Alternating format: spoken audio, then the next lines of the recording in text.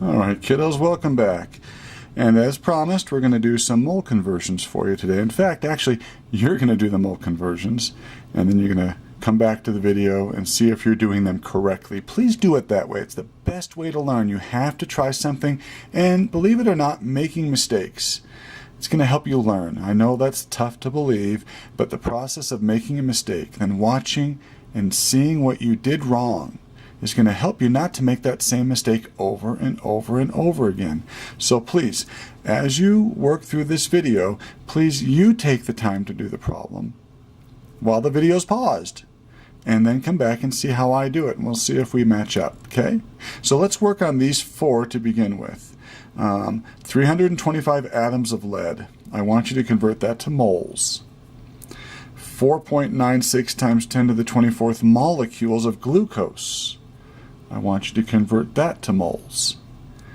1,035 grams of lead converted to moles. And then 1.50 metric tons of copper. So you might need to look up and see what a metric ton is to complete that problem. Okay, so pause the video now, work on those four, then come back to it, see how you did.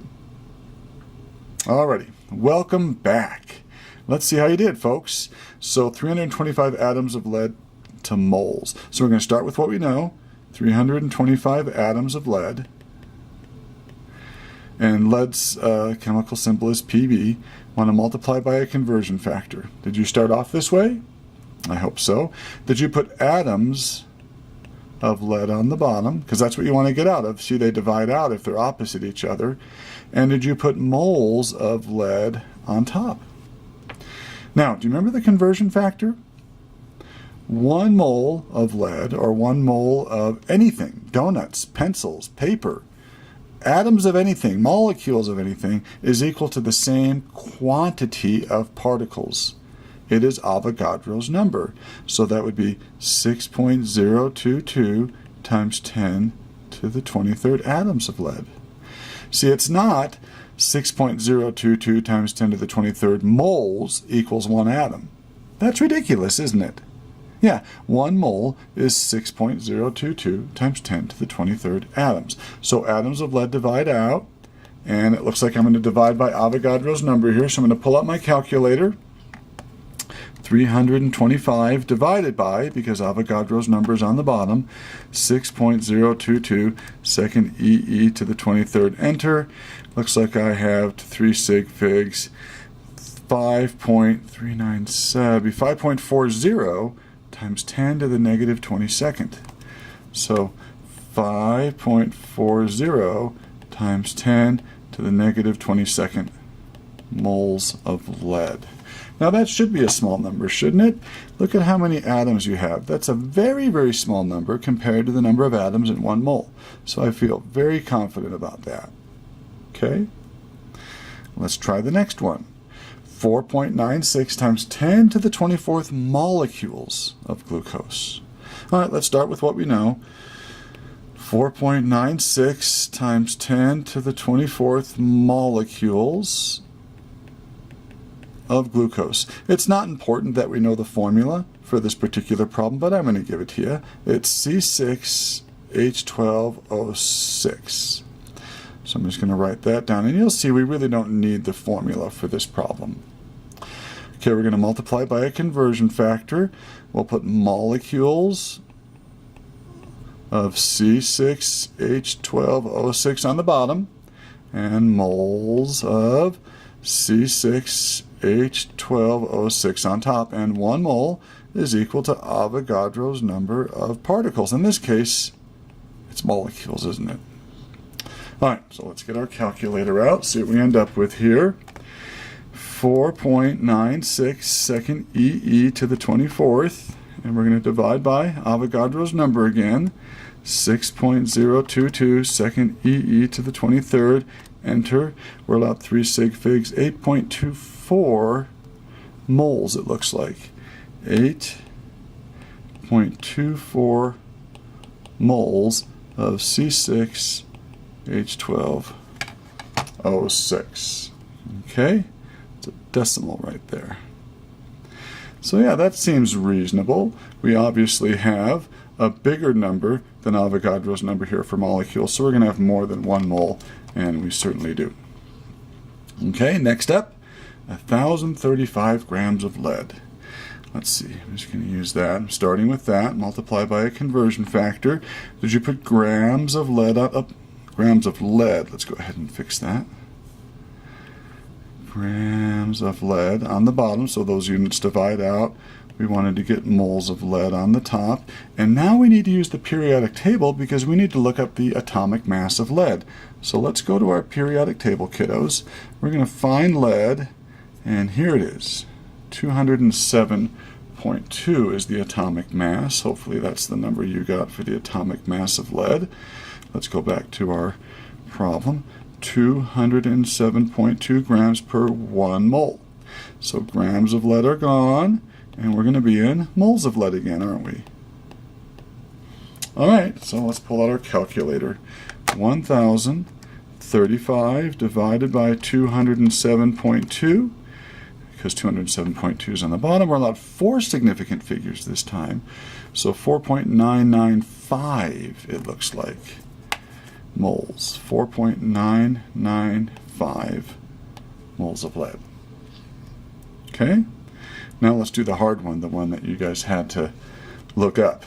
So we have 1.50 metric tons. And so we're going to multiply by a conversion factor, and we're going to stick metric tons on the bottom. Okay? And we want to get into kilograms first. By the way, this is both for copper. So did you look up the definition for a metric ton? It said 1 metric ton is 1,000 kilograms. Now I'm going to go from kilograms of copper to grams of copper, because that will allow me to go from grams to moles, which I can get from the periodic table. And if you remember, 1 kilogram is 1,000 grams. So far metric tons have divided out, kilograms have divided out, and we're left with grams of copper. So now we're going to put grams of copper on the bottom, and we want to hop into moles of copper. We can make that conversion factor. 1 mole is, let's find on our periodic table where copper is, K. Copper is right there. Boom. 63.55 is the atomic mass of copper. So 63.55 grams per mole. So now grams of copper divide out, and we are left with moles of copper. So let's get our calculator out, and we will do the work. So remember, we're starting with 1.50 actually, times 1,000, because 1,000's on top, times 1,000 again, that's on top a second time, isn't it? Then we will divide by 63.55, because that's on the bottom. And I get 23603. We're only allowed 3 significant figures, so how about 2.36 times 10 to the, let's see, 4th moles. Okay, so 23,600 moles of copper are in 1.50 metric tons of copper. Okay? All right, let's do a few more. Now, let's convert the following into grams. So once again, you're going to pause the video in just a moment, try these on your own, then come back and see how you did. So 1.25 moles of water to grams, and 0.254 moles of diarsenic trioxide, As2O3, in 2 grams. So pause the video now, and come back when you're done. All right, welcome back. So here we go. Let's see, let's go back to my paper. Here we go. We're going to start with 1.25 moles of water. What did you put on the bottom of your conversion factor here?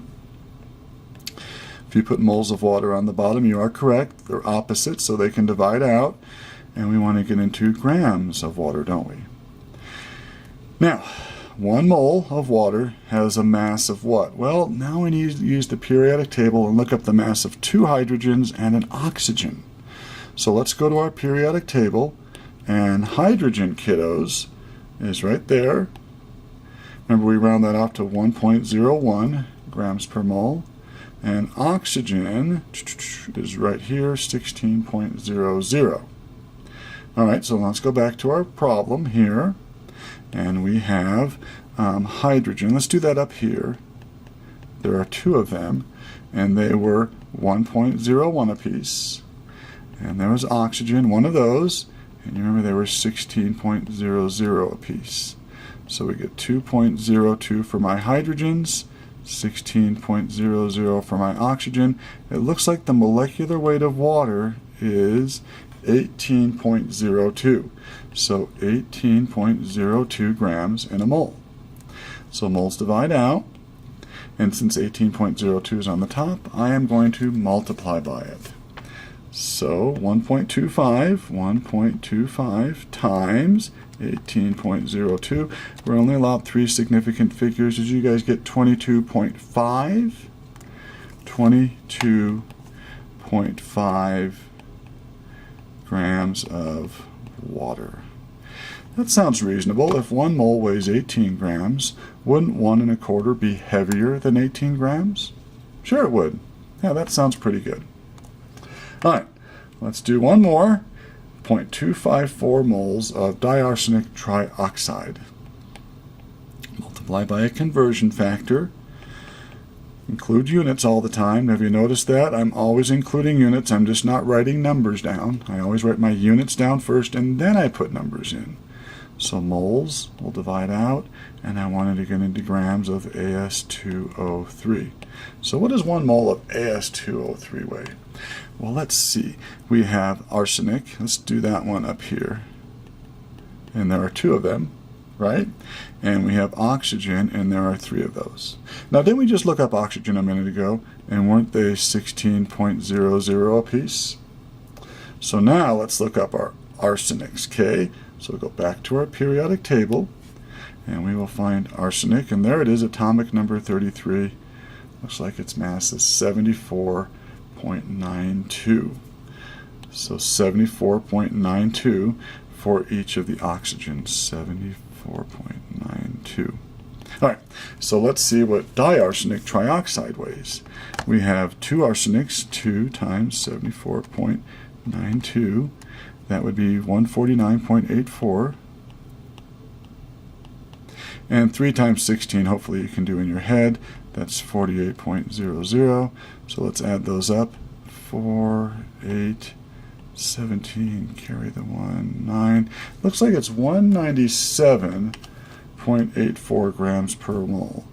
197.84 grams per mole. All right. So since that's on the top, we'll multiply by it. So 0.254 times, what was it again? 197.84. 197.84. And let's see what we get.